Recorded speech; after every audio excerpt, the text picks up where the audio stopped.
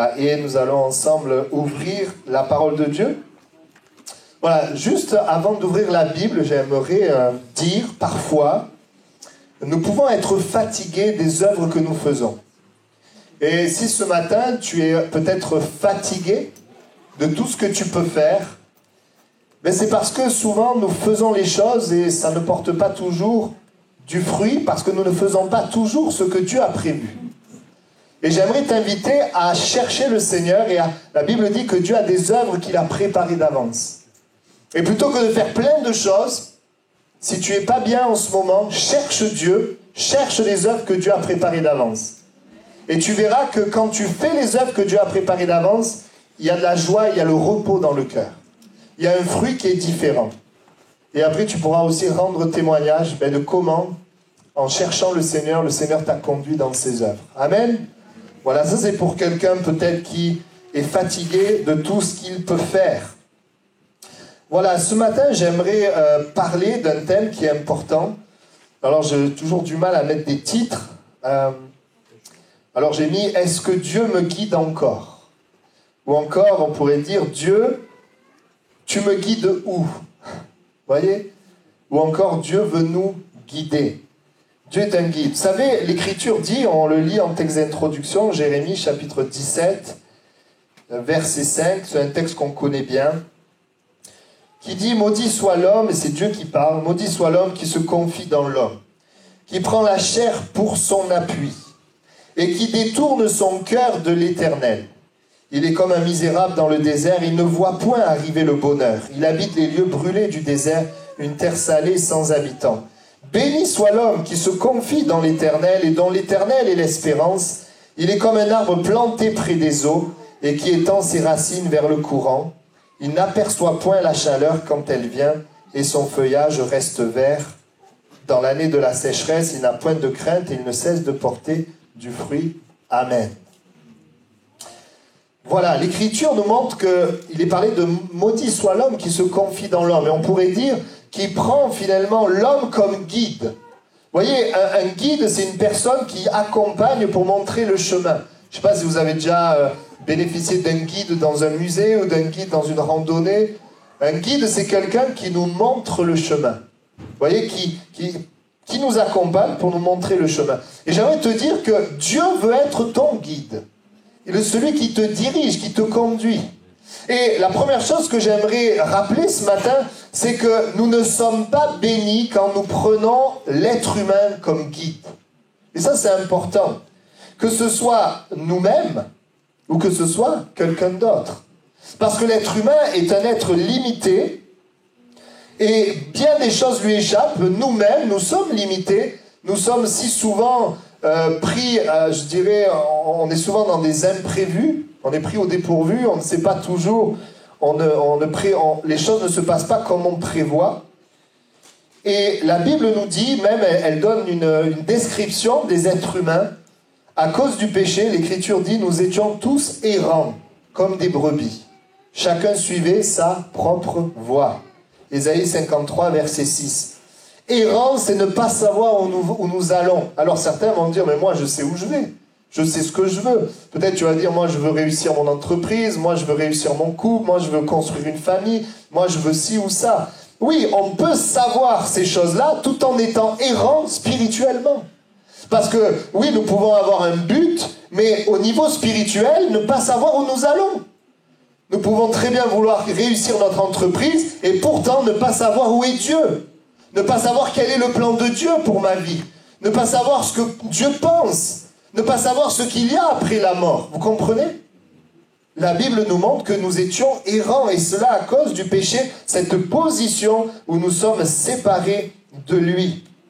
Et je dirais qu'il y a 3 catégories de personnes sur la terre.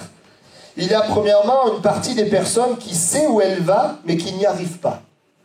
Les gens qui disent, ben moi je veux aller là, ils essaient et ils n'y arrivent pas. Peut-être que c'est ton cas.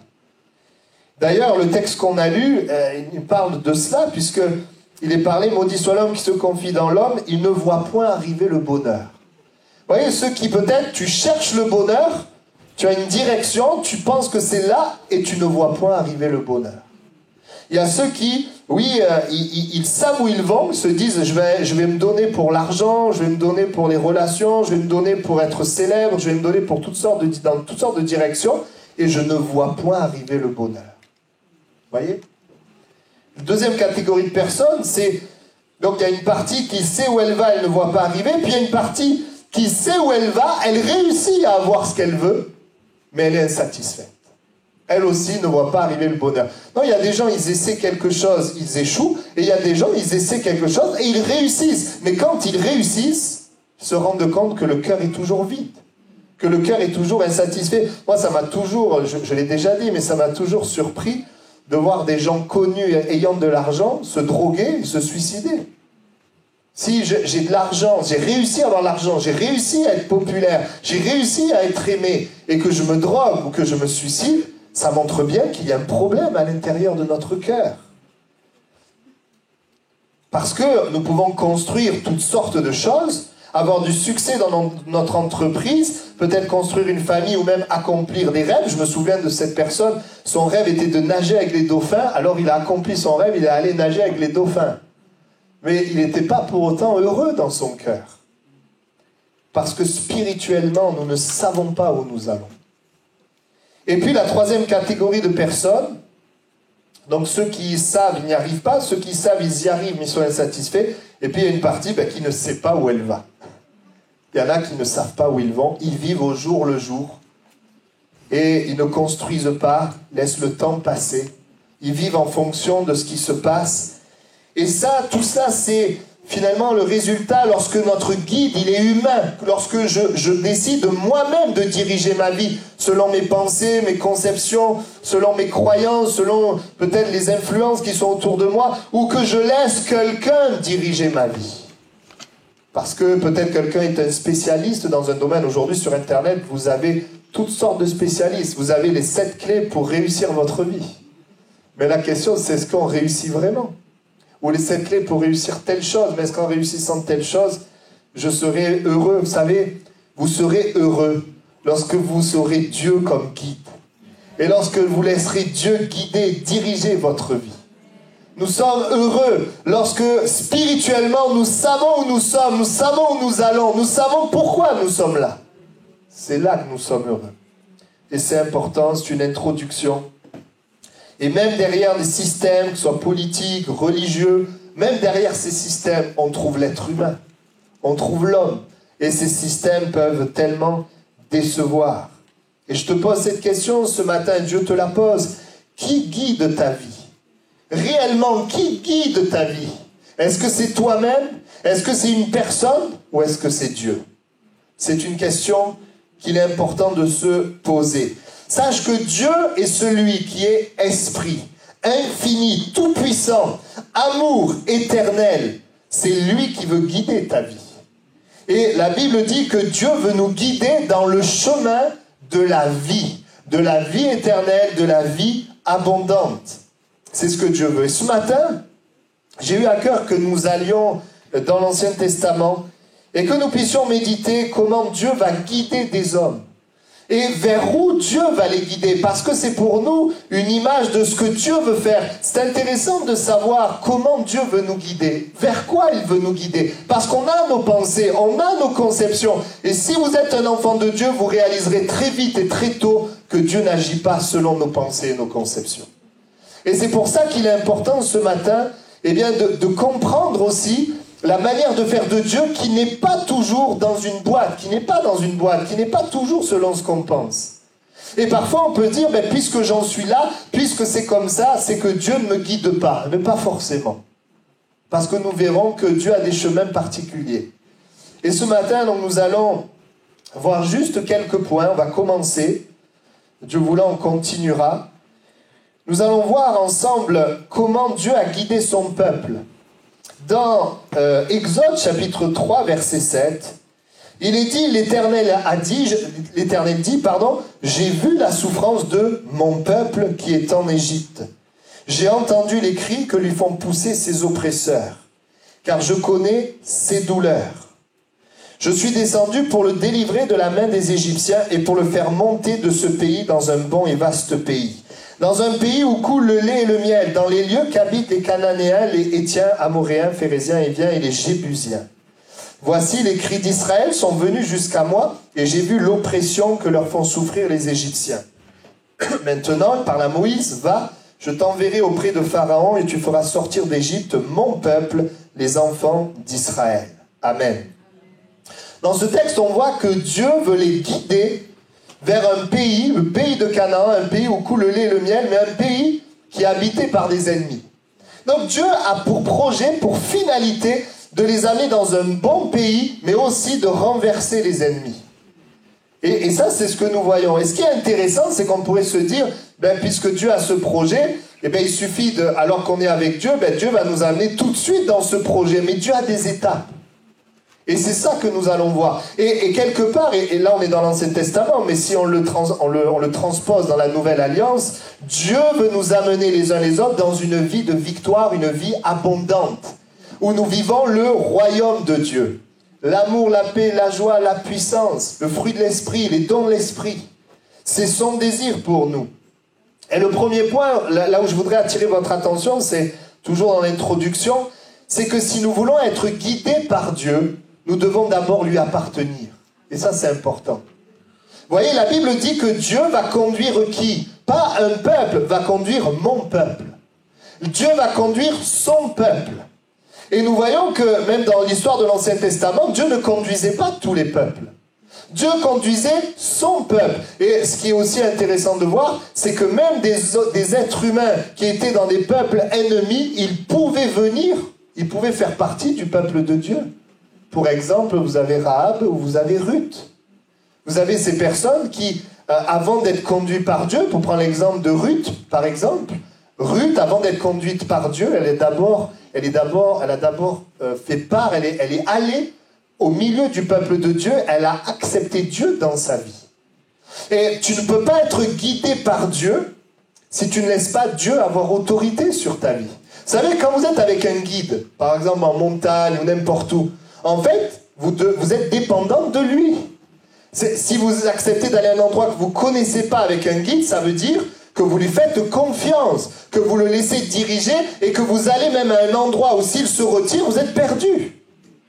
Vous lui faites confiance. Donc vous n'allez pas prendre n'importe qui comme guide. Vous n'allez pas prendre quelqu'un dans la rue qui vous dit « Bon, moi je suis guide de haute montagne, allez, venez avec moi. Hein. » Non, montrez-moi votre diplôme avant. Et j'aimerais vous dire, si tu veux que Dieu guide ta vie, il faut d'abord que Dieu ait l'autorité sur ta vie, que tu lui fasses confiance, que tu puisses lui faire confiance et lui appartenir, son peuple. La Bible dit que par nature, nous sommes des enfants de colère. Par nature, nous sommes séparés de Dieu. Par nature, nous ne sommes pas guidés par Dieu. La Bible dit que l'homme est guidé par ses instincts, par le péché. Il est guidé dans la direction de la mort. Donc, par nature, nous ne pouvons pas trouver la vie. Nous avons d'abord besoin de devenir enfants de Dieu. Et l'Écriture dit, par nature, enfants de colère. Nous ne sommes pas enfants de Dieu. Nous sommes tous créatures de Dieu. Mais nous ne sommes pas tous enfants de Dieu. La Bible dit que nous devenons enfants de Dieu à ceux qui croient en Jésus-Christ. À ceux qui reçoivent la lumière, à ceux qui reçoivent Jésus-Christ. Ceux qui reçoivent Jésus deviennent enfants de Dieu et Dieu devient leur Père et leur guide. Jésus doit être ton berger. Jésus doit être ton berger. Et Dieu a donné Jésus, qui est mort sur la croix, ressuscité, pour faire de nous son peuple, pour faire de nous les enfants de Dieu. Avant d'être guidé par Dieu, je dois reconnaître Jésus comme le Sauveur, le Seigneur, le Roi de ma vie. Et ce matin, mon message ne servirait à rien. Si Jésus n'est pas ton Sauveur, tu ne peux pas être guidé par Dieu. Mais si ce matin, tu donnes ta vie à Jésus, si tu laisses Jésus être le Roi de ta vie, alors Dieu peut devenir ton guide. Et Dieu va devenir ton guide. Parce que Dieu s'engage à guider ses enfants. Moi, j'en ai 6. Et je vous assure que je prends soin d'eux le mieux que je peux, même si je suis humain et limité, et que je désire le meilleur pour chacun d'eux. Notre Père s'engage envers ses enfants. Quand un homme, une femme accepte Christ, Dieu dit « Je m'engage à guider ta vie, à te diriger. » Maintenant, on va rentrer dans un combat parce que le diable, lui, veut mettre des mensonges, veut nous empêcher, etc. C'est pour ça qu'il y a des enfants de Dieu qui s'égarent. On a besoin du Seigneur, de sa parole, de son secours. La Bible dit clairement que nul ne vient au Père, nul ne vient à Dieu que par Jésus-Christ. Et il est important pour toi de faire confiance en Jésus pour que Dieu devienne ton guide. Ça, c'est une introduction. Mais c'est important. Voyez-vous, quand Dieu prend ce peuple, le peuple d'Israël, il va l'amener dans une direction, on l'a lu, vers le pays promis, mais aussi, il faut le dire, loin de l'esclavage, parce qu'ils sont esclaves. Vous voyez, quand Dieu vient dans ta vie, il te sort de l'esclavage. Là, c'était l'esclavage des Égyptiens, mais pour nous, c'est l'esclavage du péché. L'esclavage de choses qui viennent dominer, nous détruire, dominer sur nous. Donc, il veut les sortir de l'esclavage pour les amener dans un pays promis où ils seront libres, où ils seront bénis, où ils seront utiles. Et ce qui est intéressant, et c'est ce qu'on va voir en partie, c'est que dans Exode chapitre 13, verset 17-22, Dieu va les guider d'une manière particulière. Il est dit, au verset 17, « Lorsque Pharaon laissa aller le peuple, Dieu ne le conduisit point par le chemin du pays des Philistins, quoique le plus proche, car Dieu dit, le peuple pourrait se repentir en voyant la guerre et retourner en Égypte. Mais Dieu fit faire au peuple un détour par le chemin du désert vers la mer Rouge. Les enfants d'Israël montèrent en armes hors du pays d'Égypte. Moïse prit avec lui les os de Joseph, car Joseph avait fait jurer les fils d'Israël en disant « Dieu vous visitera et vous ferez remonter avec vous mes os loin d'ici. » Ils partirent de Sukkot et ils campèrent à Étam à l'extrémité du désert. L'Éternel allait devant eux le jour dans une colonne de nuée pour les guider dans leur chemin, et la nuit dans une colonne de feu pour les éclairer, afin qu'ils marchassent jour et nuit. La colonne de nuée ne se retirait point de devant le peuple pendant le jour, ni la colonne de feu pendant la nuit. Amen. L'Écriture dit que Dieu va les conduire au travers d'une nuée le jour et une colonne de nuée le jour et une colonne de feu la nuit. Et en fait, dans l'Ancien Testament, c'est une image pour nous du Saint-Esprit qui est avec nous sur la terre. Dieu est au ciel, Jésus est au ciel, le Saint-Esprit est sur la terre. Et dans l'Ancien Testament, alors que Dieu était au ciel, il y avait cette nuée qui était là, pour montrer cette présence de Dieu qui est là dans notre réalité, qui n'est pas loin, et c'est cette nuée qui va les conduire. Et c'est au travers de la nuée que nous pouvons voir comment Dieu va guider son peuple. Vers où Dieu va guider son peuple, vers quoi Dieu va guider son peuple. Et aujourd'hui encore, dans la Nouvelle Alliance, lorsque nous acceptons Christ, le Saint-Esprit vient habiter en nous, et le Saint-Esprit vient guider notre vie dans des directions. Et ce qui est intéressant, c'est de voir dans quelle direction il nous amène, parce que ce n'est pas toujours ce qu'on pense. Alors on va le voir ensemble. Premièrement, vers où Dieu va guider ses hommes. On est donc dans ce moment où Dieu les fait sortir de l'Égypte. Il les fait sortir de l'Égypte. Et alors on va regarder ensemble, où était la nuée? Qu'est-ce qui s'est passé? Vers où Dieu va guider son peuple en premier? La Bible dit, Exode 14, versets 1 et 2, l'Éternel parla à Moïse et dit, parle aux enfants d'Israël qu'ils se détournent et qu'ils campent devant Pi-Hahiroth, entre Migdol et la mer, vis-à-vis de Baal-Tséphon. C'est en face de ce lieu que vous camperez près de la mer. Voilà, Dieu va leur indiquer l'endroit où ils vont devoir aller. Et la suite du texte montre que, alors qu'ils vont à cet endroit, les Égyptiens vont arriver, et quand les Égyptiens vont arriver, la nuée va se mettre au milieu entre les Égyptiens et le peuple d'Israël. Mais nous voyons que le premier endroit où Dieu les a amenés, et c'est très étonnant, c'est qu'il les a amenés à un endroit où il y a la mer. Vous voyez, et ça c'est très important qu'on comprenne, la direction de Dieu, la finalité de Dieu, c'est la vie abondante. Il faut bien qu'on comprenne ça. C'est le pays de Canaan, vous êtes d'accord? Il voulait les amener au pays de Canaan, mais il aurait pu les amener directement, peut-être par un endroit facile, mais il les amène à un endroit où ils sont bloqués. Il les amène à un endroit où il y a la mer. Et parfois dans nos vies, oui, Dieu veut nous amener dans la vie abondante, mais il nous amène à un endroit où il y a comme un blocage. Attention, je ne suis pas en train de dire que Dieu nous amène dans le péché. La Bible dit que Dieu ne tente personne, il n'est tenté par personne et il n'amène personne vers le mal. Dieu ne nous amène pas vers le mal. Mais Dieu peut permettre des endroits où c'est comme bloqué alors qu'il veut nous amener dans une direction de vie. C'est ce que nous voyons. Vers Canaan, la vie abondante, mais il va s'arrêter à une étape. Ils vont camper près de la mer. Ils vont être là. Et en réalité, où est-ce que Dieu les amène? Dieu les amène à s'arrêter face à une impossibilité humaine. Il les amène à un endroit où leur force ne peut pas les amener dans le plan de Dieu. Parce que Dieu ne veut pas juste t'amener dans le pays de Canaan. Il veut t'y amener d'abord en te montrant que tes propres forces ne peuvent pas y arriver. Et c'est pour ça que parfois Dieu permet des situations où nos forces sont limitées, où nous ne pouvons plus rien faire. Ils sont là devant la mer, comment on fait? Est-ce que Dieu a fait une erreur? Est-ce que Dieu s'est trompé? Non, Dieu ne fait pas d'erreur, Dieu ne se trompe pas. Si Dieu les amène ici, il y a une raison, c'est parce qu'il y a une raison, un but. Et c'est vrai, s'il y a des difficultés, je fais une parenthèse, encore une fois, il ne nous conduit pas vers le péché. Dieu ne nous conduit pas vers le péché.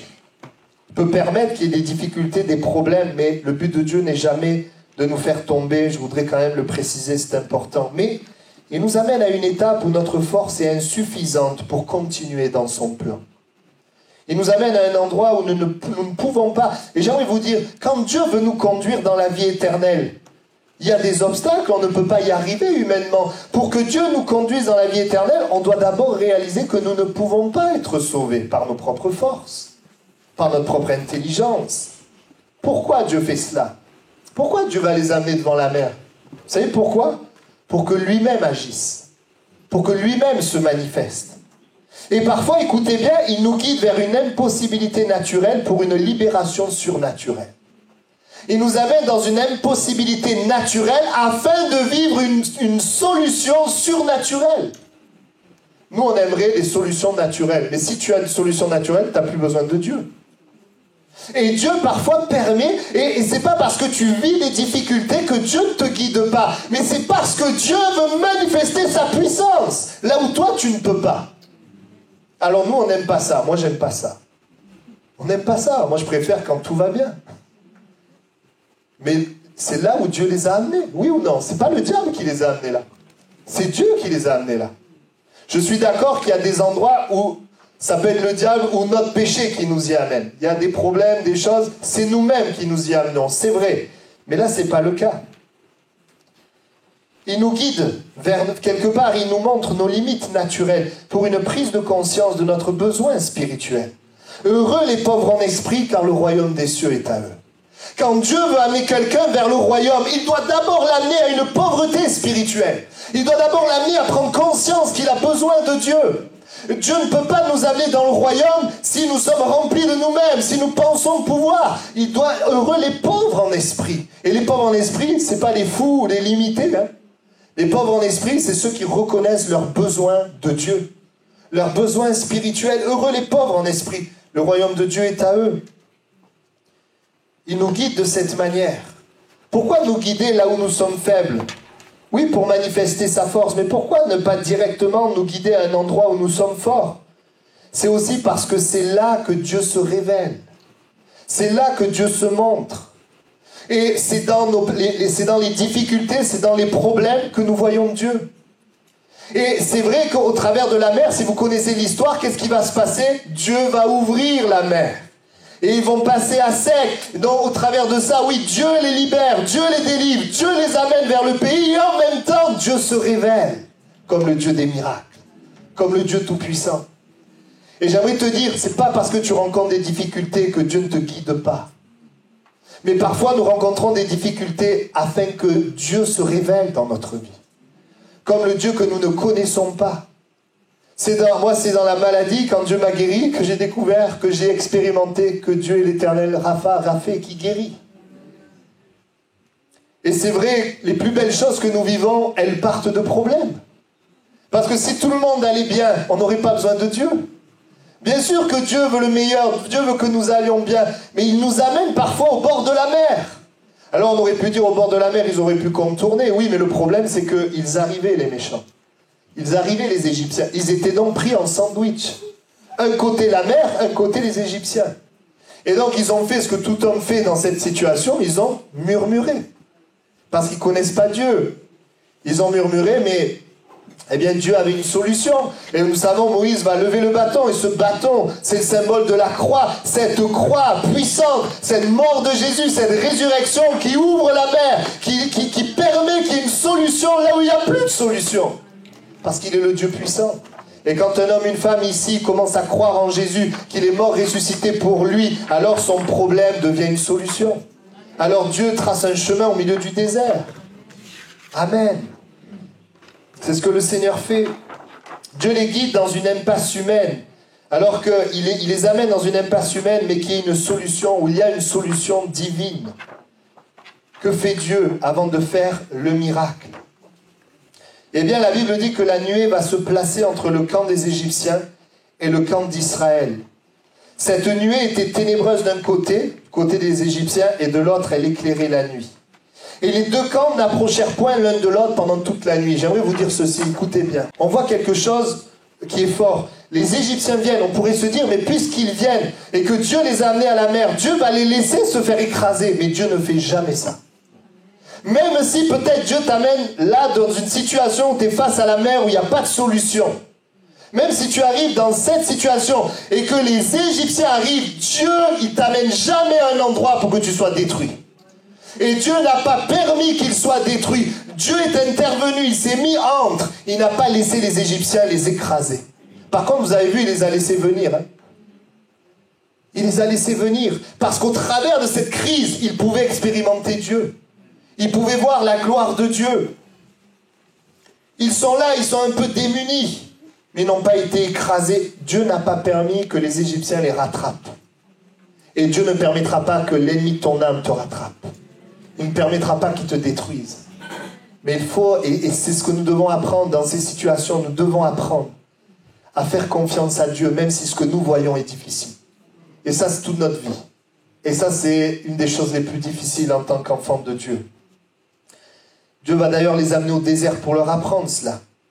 L'Écriture nous dit que Moïse étendit la main sur la mer et l'Éternel refoula la mer par un vent d'Orient qui souffla avec impétuosité toute la nuit. Il mit la mer à sec et les eaux se fendirent. Si on avait fait un sondage parmi le peuple et qu'on leur aurait demandé alors comment vous allez vous en sortir, je ne pense pas qu'il y en aurait eu beaucoup qui auraient dit Dieu va ouvrir la mer.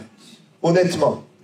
Je pense que dans leur pensée, il n'y avait pas d'espoir. Il n'y avait pas de solution. Il y avait comme une confusion. Dieu nous a libérés. Dieu nous a amenés là. Et maintenant, comment on fait? N'est-ce pas ton cas? N'est-ce pas ton cas? Tu as vu Dieu agir dans ton passé. Tu es dans une situation présente. Tu ne sais pas comment faire. Mais Dieu, il fait au-delà de ce que nous imaginons et ce que nous pensons. Tu ne peux pas imaginer qu'ils allaient ouvrir la mer. Nous, on lit ça, donc nous, on connaît. Mais quand tu n'as jamais vu ça, tu ne connais pas. Tu ne peux pas imaginer ça. Et l'Écriture dit que même en ouvrant la mer, les Égyptiens vont les poursuivre. Mais Dieu était là. Et la Bible dit que Dieu va ôter les roues de leurs chars et rendre la marche difficile. Il y en a quand même qui vont capter. Les Égyptiens, ils vont dire fuyons devant Israël, car l'Éternel combat pour lui contre les Égyptiens. Voyez, quand Dieu nous guide et nous conduit, c'est pas toujours... En fait, il ne nous conduit pas vers le paradis sur terre. Le paradis, c'est plus tard. Il nous conduit dans une direction, parfois qui semble bloquée, mais où il va se glorifier. Et si ce matin tu es enfant de Dieu, tu appartiens à Dieu, et que tu fais face à une difficulté, c'est vrai, il y a des difficultés, on s'y est mis dedans, il faut se repentir et revenir. Mais il y a des difficultés qui touchent le juste. Les difficultés, c'est pas parce que tu as péché, non, mais c'est afin que Dieu se glorifie, afin que Dieu manifeste sa gloire. Et afin que tu puisses apprendre dans cette situation à lui faire confiance. Une libération surnaturelle, c'est mon premier point. Il les a guidés vers la mer, afin de les libérer, mais pas les libérer humainement, les libérer surnaturellement. S'il avait voulu les libérer naturellement, il les aurait amenés loin, puis ça aurait été terminé. Mais il les a amenés là parce qu'il voulait que le peuple d'Israël vive une libération surnaturelle. Personne n'entre dans le plan de Dieu sans le surnaturel de Dieu, sans la main de Dieu elle-même qui nous délivre, qui nous libère. Et nous le voyons, ce bâton levé nous parle de la croix. la victoire sur nos obstacles, nos oppositions. Jésus est mort pour vaincre le péché, la maladie, les fardeaux. Et tout ce que tu as à faire, c'est de pouvoir lever tes regards vers le Seigneur et par la foi dire, Seigneur, tu es mort afin de me donner la vie. Face au péché, face au fardeau, face à la maladie, tu es ma victoire. Je me confie dans ce que tu as fait à la croix du Calvaire. Et voyez, l'Écriture dit aussi, Dieu leur a dit dans cette situation où ils étaient pris en sandwich, Moïse leur a dit, attendez ici. Et Dieu leur a dit, marchez. Dieu leur a dit, marchez. Et vous savez, qu'est-ce que le Seigneur attend de nous? Qu'est-ce que Dieu attend de nous quand nous sommes face à la mer et qu'il y a les ennemis qui arrivent derrière? Il attend de nous le bâton levé, la confiance dans Jésus-Christ crucifié, ressuscité. Et il attend de nous de marcher par la foi. Et d'avancer par la foi. Marcher! Moi, j'aurais été à leur place, j'aurais dit marcher. Mais on marche où? Marcher. Parce que quand il y a la confiance dans la croix, il y a un chemin qui se trace. Et on peut marcher dans ce chemin. Et ce matin, peut-être quelqu'un a besoin d'entendre ce message. Tu es enfant de Dieu, fils de Dieu, et parce que tu as des problèmes, tu dis, mais Dieu ne guide pas ma vie. Si Dieu guidait ma vie, je n'aurais pas tous ces problèmes. Alors, je le répète, il y a des problèmes qui sont là parce qu'on pêche. Il faut réaliser que mon problème, c'est la conséquence de mon péché, demander pardon à Dieu et régler les choses. Mais je le répète encore, il y a des problèmes qui ne sont pas liés au péché, mais c'est le chemin de Dieu, afin qu'il manifeste sa puissance. Il peut, oui, nous guider vers une impossibilité naturelle pour connaître la possibilité surnaturelle de Dieu. Le grand Paul que nous aimons prendre comme exemple, qui a vécu tant de belles choses avec Dieu, c'est lui qui dira, c'est quand je suis faible que je suis fort. Oui, Dieu a manifesté sa grandeur, sa puissance dans la vie de Paul, mais Dieu l'a conduit et l'a guidé à voir sa faiblesse, et ça c'est important. Parce que Paul, il reconnaissait qu'il était faible, mais dans sa faiblesse, il était fort, parce que dans sa faiblesse, il comptait sur Dieu et Dieu se glorifiait. Il comprenait le fonctionnement du royaume de Dieu. Et combien nous avons besoin de la grâce de Dieu pour voir par la foi dans des situations comme celle-ci. Amen. Et aujourd'hui, Dieu est en train de te guider peut-être vers une impossibilité naturelle. Peut-être que dans ta vie, tu es face à une impossibilité naturelle pour connaître la possibilité surnaturelle de Dieu, afin de se révéler à toi, afin de te sauver. C'est la croix qui te permet d'être sauvé, d'être libéré. C'est la croix qui te permet d'être guidé durant toute ta vie. Ce que Jésus a fait pour toi. En Jésus, nous sommes éclairés, les choses s'éclairent. Un chemin est tracé. Sans Jésus, nous sommes dans l'obscurité. Nous ne savons pas où nous allons. Nous prenons notre plan pour le plan de Dieu, et quand nous voyons le résultat, nous réalisons que ce n'est pas Dieu. Deuxièmement, premièrement, il nous guide vers une libération surnaturelle. Deuxièmement, l'Écriture dit, après cela, ils ont chanté des chants. Ils étaient dans la joie, parce que Dieu venait de les libérer. Vous imaginez? Ils passent par la mer, parce que oui, j'ai oublié de le raconter. Ils passent par la mer, les Égyptiens passent derrière, sauf que eux, ils sortent, et quand les Égyptiens sont au milieu, la mer, elle revient. Ils sont libérés des Égyptiens. Et ils sont là, ils sont contents, etc. Mais on n'est qu'au début du voyage. On est au début du voyage. Dieu les a guidés vers une libération surnaturelle. Et maintenant, vers quoi Dieu va les guider? Ça vous intéresse? C'est ce qu'on va voir, parce que c'est ce que Dieu fait dans nos vies. Une fois qu'il nous a libérés surnaturellement, vers quoi il nous amène?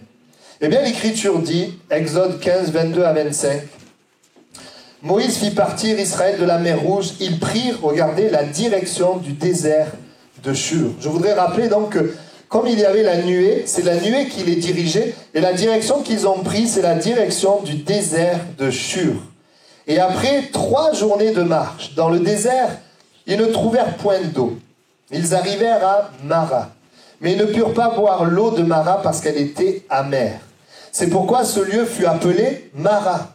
Le peuple murmura contre Moïse en disant « Que boirons-nous » Moïse cria à l'Éternel, et l'Éternel lui indiqua un bois qu'il jeta dans l'eau, et l'eau devint douce. Ce fut là que l'Éternel donna au peuple des lois et des ordonnances, et ce fut là qu'il le mit à l'épreuve. Amen.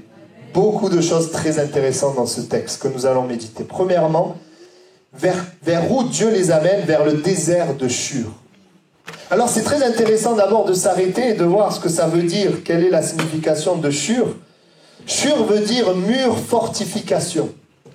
Et Dieu les amène, vous remarquez, il les amène pas à un endroit merveilleux, je sais pas, un centre d'entraînement pour être super fort. Non, il les amène dans un désert. Un désert, c'est un endroit aride, c'est un lieu de faiblesse, un lieu de chaleur, d'aridité, de vide. Mais alors c'est un petit peu contradictoire. Il les amène dans un désert, un lieu de faiblesse, où le nom du désert Shur, c'est un lieu où on est fort. Et ça, c'est ce que Dieu fait. Deuxièmement, Dieu nous guide vers une fortification. Dieu nous amène à nous fortifier, mais pas nous fortifier par les choses extérieures, mais nous fortifier de l'intérieur.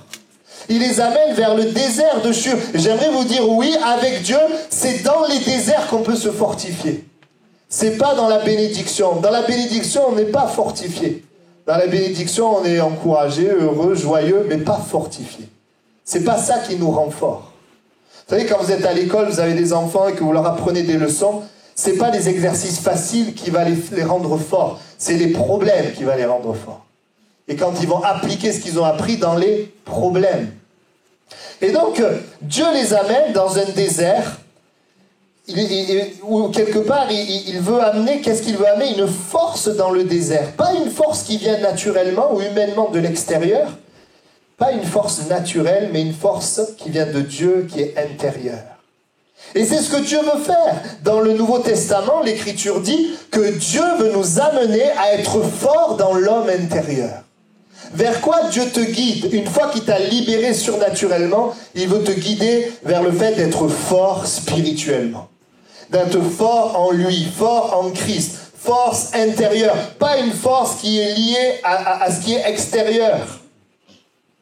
Ben oui, c'est vrai, on aurait pu dire après ce moment, Dieu aurait pu les amener.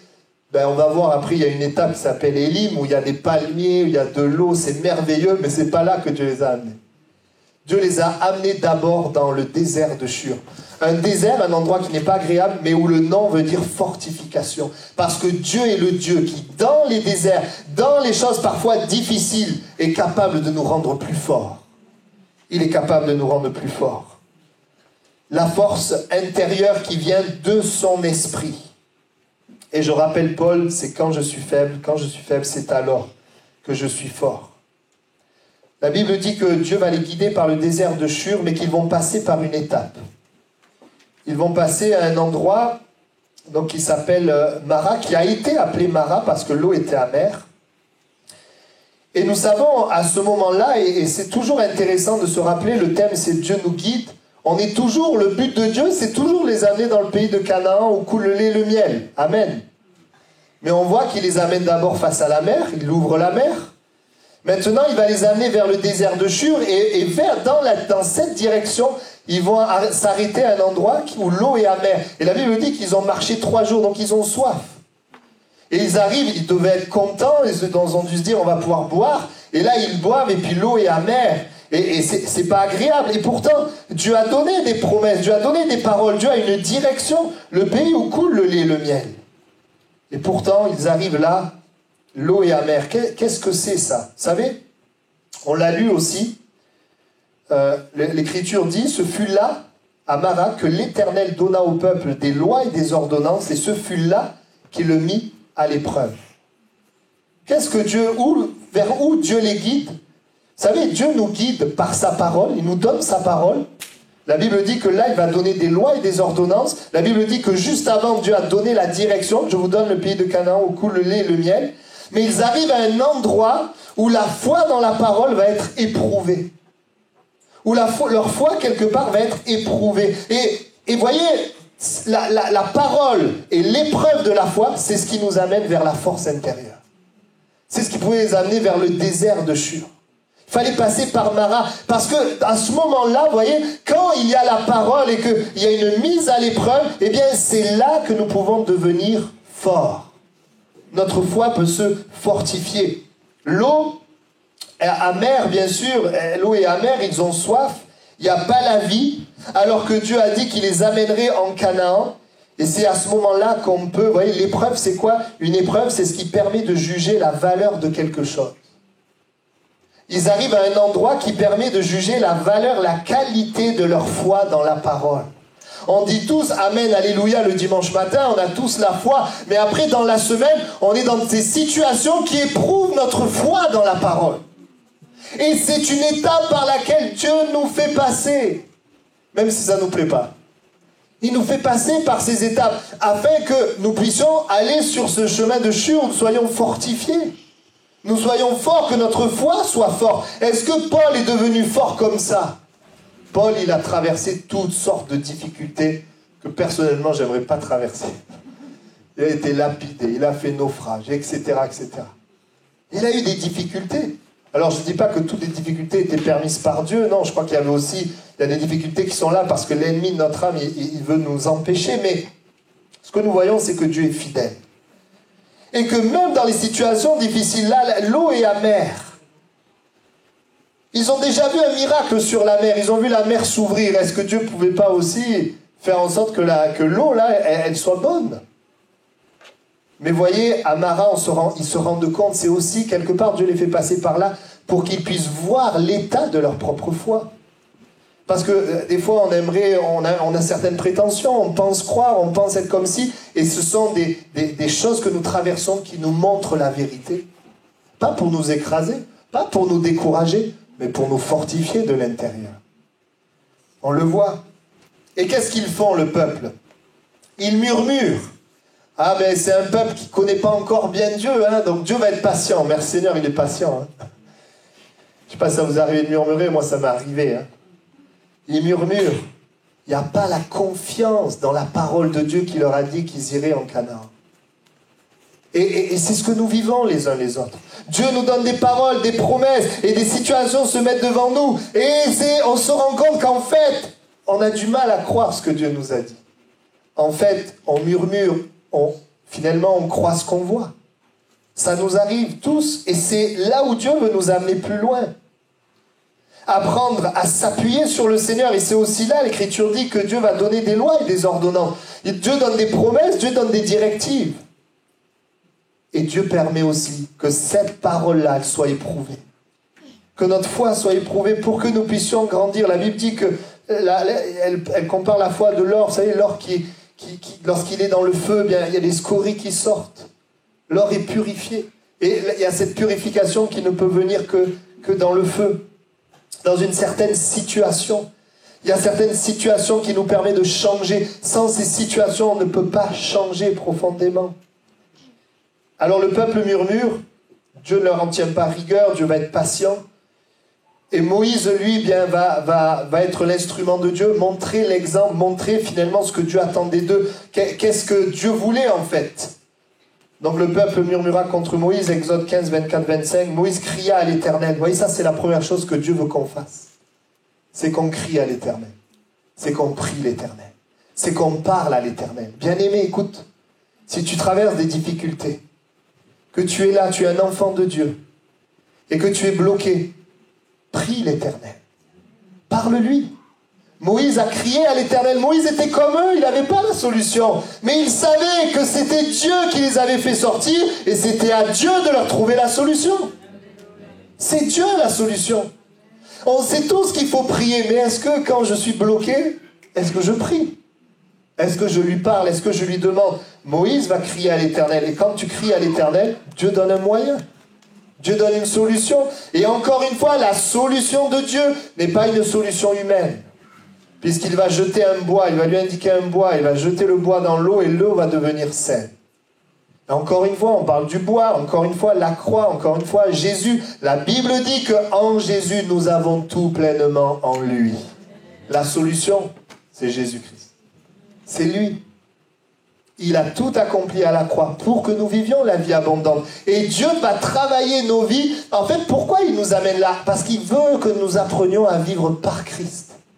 Par lui. À compter sur lui. Et c'est ça aussi Dieu qui nous guide. Vous voyez, la nuée a voulu les amener vers le désert de Shur et ils sont passés par cette étape de Mara. Ils sont passés par cette étape. Où ils vont pouvoir ouvrir leurs yeux. Alors bien que je pense qu'ils n'ont pas ouvert leurs yeux, mais c'était ce que Dieu voulait. Ouvrir leurs yeux sur leur foi réelle. Dieu voulait leur montrer qu'ils avaient besoin que leur foi s'affermisse. Montrer qu'ils pouvaient parler à Dieu, ils pouvaient compter sur Dieu. Montrer que Dieu a la solution. Mais montrer aussi que pour grandir et devenir fort intérieurement, eh bien, il y a besoin que cette foi, elle rencontre des difficultés. Elle rencontre des difficultés. Vous savez, Dieu nous guide dans des situations où le but final est que nous soyons forts, mais dans des situations qui vont révéler la qualité de notre foi dans sa parole. Dieu nous guide parfois dans des situations contraires à ce qu'il dit, puisque Dieu dit, je vous t'amène dans un pays où coule le lait et le miel, mais tu passes par un endroit Mara où l'eau elle est amère. Non pas que Dieu veut que tu sois amer, c'est pas ça, hein. Mais il passe par cette situation. Pourquoi? Apprendre à s'appuyer sur sa parole, à venir à lui, afin que son action surnaturelle se manifeste. Et nous apprenons, et c'est le chemin de Dieu, à vivre par lui. Nous, on voudrait juste que Dieu nous donne des choses. Mais vous savez ce que Dieu veut? Dieu veut profondément que dans notre vie chrétienne, eh bien, on se satisfasse de Christ. Et c'est tout un travail qu'il fait toute notre vie. Il y a des étapes qui sont là pour devenir plus forts. Amen. Vous savez, nous devenons forts dans la vérité quand nous avons vécu des situations où ce n'était pas facile de choisir la vérité. Nous devenons forts dans l'amour quand nous avons vécu des situations où ce n'était pas facile d'aimer des personnes. Nous devenons forts dans la paix quand nous avons traversé des situations de stress en nous appuyant sur lui. Dieu va les guider, oui, vers des airs de Shur. Dieu nous guide vers ce travail qu'il veut faire en nous. Il veut nous rendre forts intérieurement.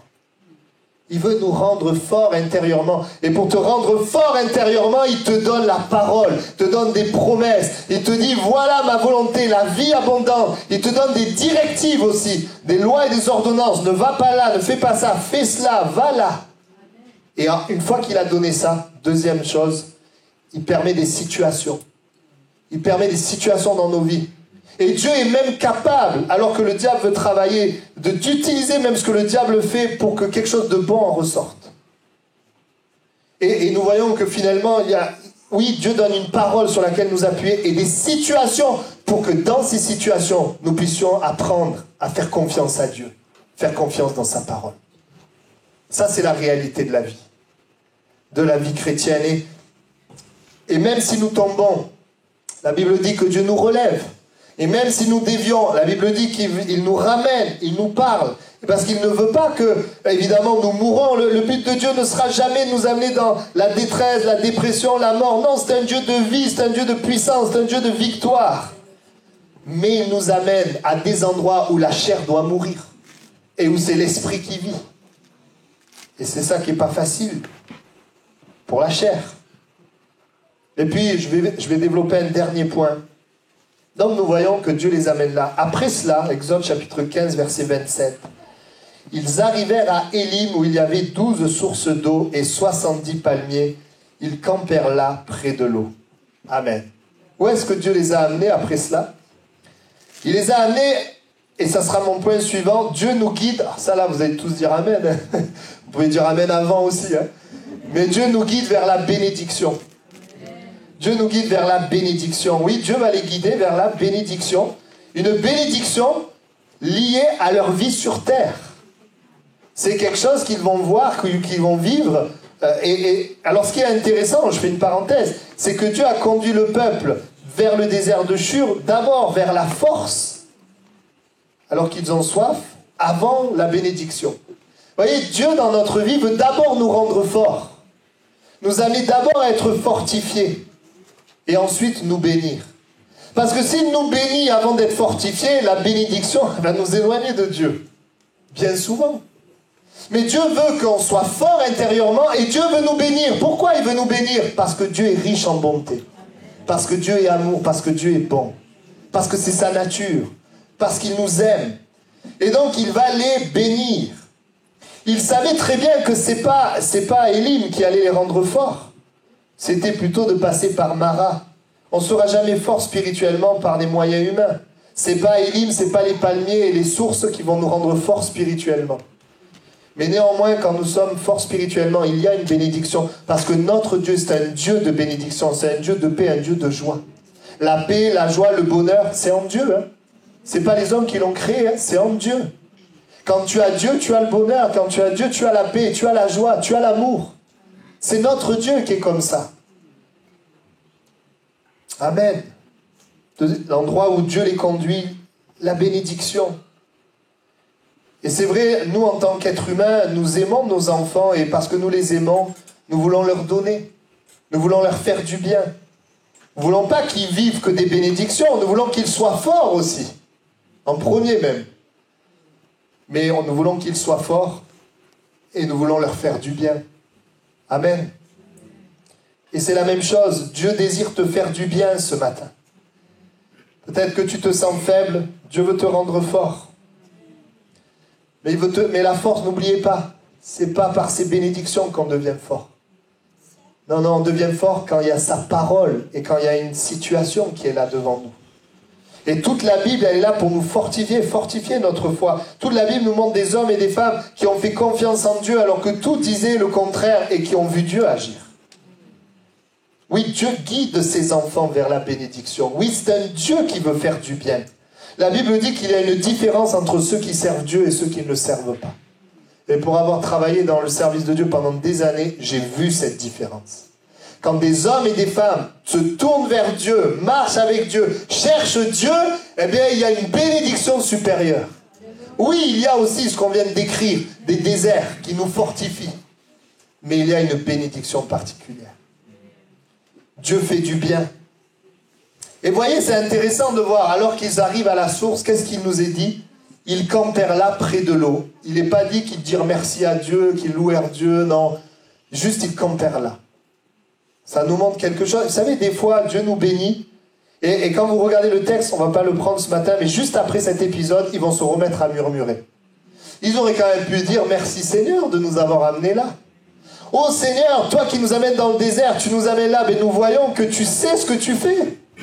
C'est comme un encouragement pour eux.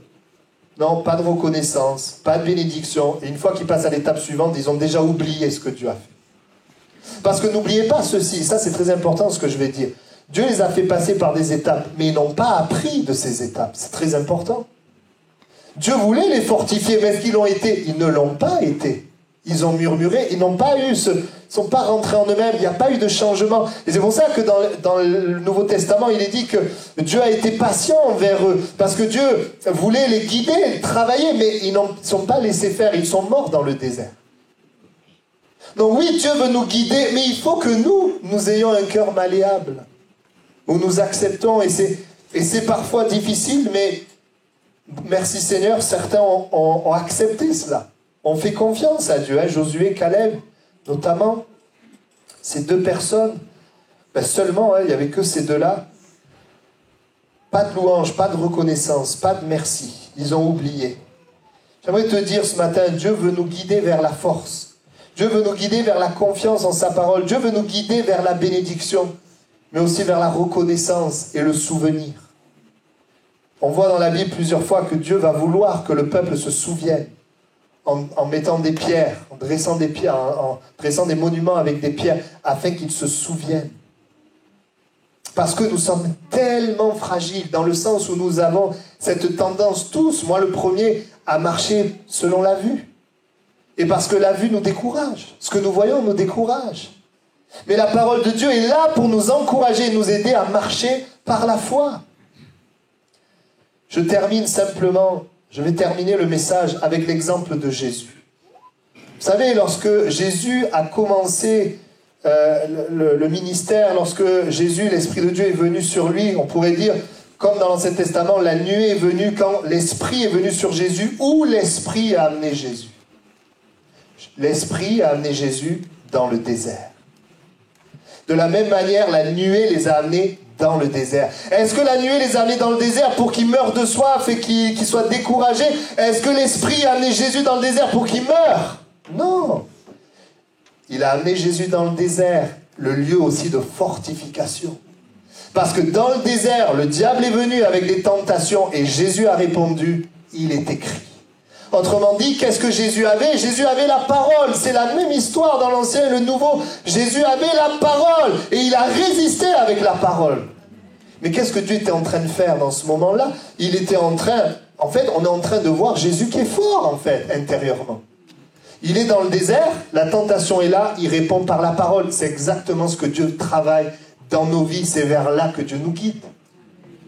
Et puis nous voyons aussi la bénédiction de Dieu sur la vie de Jésus. La vie en lui, et on le verra, on n'en a pas parlé ce matin, mais quand Dieu vous bénit, c'est pour bénir les autres. La vie de Jésus. Jésus, par exemple, il n'est jamais tombé malade. Il était en bonne santé.